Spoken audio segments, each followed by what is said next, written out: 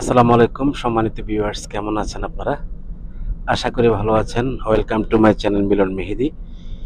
আমরা কিছুদিন আগেও বারবার আপনাদেরকে বলেছিলাম যে কি শুনিলাম আজব কথা, দজ্জার কুলস্থলের গাড়ি, এই স্লোগান নিয়ে এটা যাত্রা শুরু হয়েছিল, এই টানেল। কিন্তু আসলে আগের সেই আমেজ এখন নেই, আগের সেই নাম বঙ্গবন্ধু টানেল সেটাও নেই। কিন্তু না থাকলেও বাস্তবে কিন্তু টানেলটা রয়েছে। তো সম্মানিত ভিউয়ার্স, আমরা আজকে আপনাদেরকে দেখাচ্ছি পুরাতন জিনিসটাকে আবার নতুন করে। দেখুন,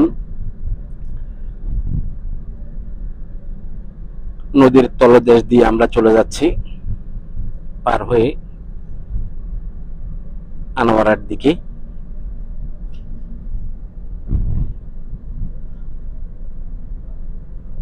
আগে বলেছিলাম 3.5 কিলোমিটার দৈর্ঘ্য এই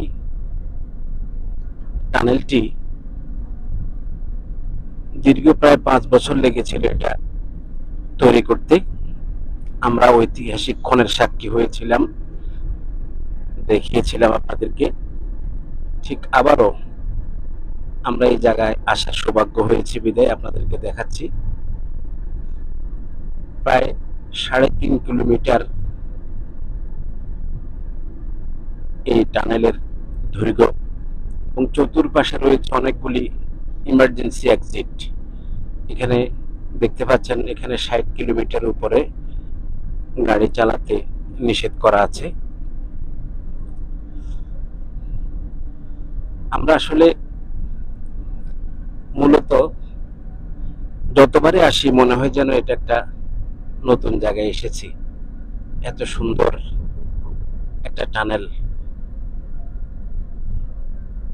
মনে হচ্ছে যেন একটা নতুন একটা দেশে এসে পৌঁছে গেছে।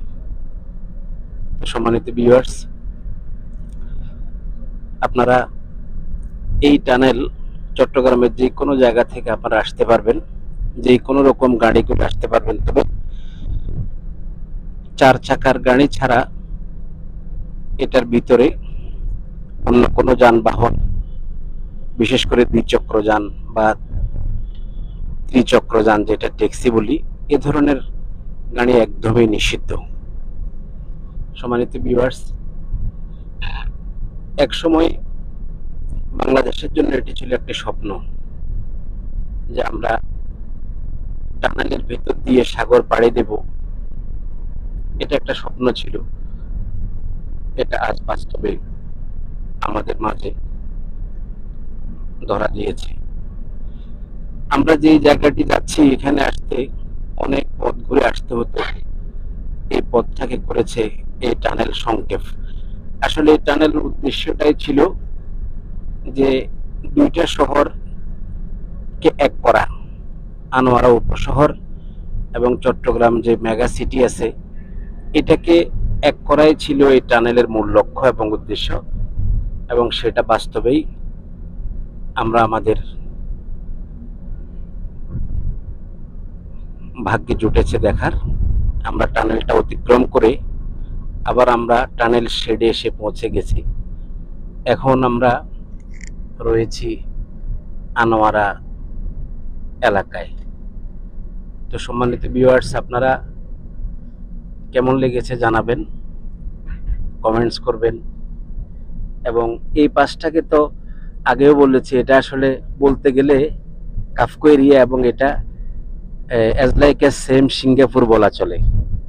এত সুন্দর করে এগুলি করা হয়েছে, রাস্তাগুলি অনেক মসৃণ, হাই স্পিডে এখানে গাড়ি চালানো যায়। তো আশা করি আপনাদের ভালো লেগেছে, আপনারাও আসবেন, দেখবেন। এই টানেল থেকে আপনাদেরকে অনেক অনেক শুভেচ্ছা এবং অভিনন্দন। আপনারা ভালো থাকুন। আসসালামু আলাইকুম।